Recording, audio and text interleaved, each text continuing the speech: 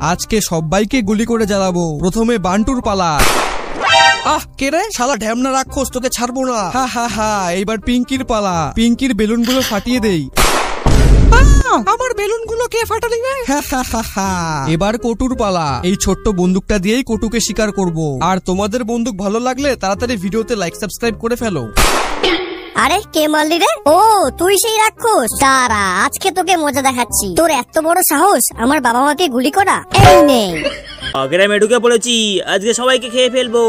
এই তো একটা ছাগল, আজকে একে খেয়ে ফেলবো। মা মা বাঁচাও আমাকে।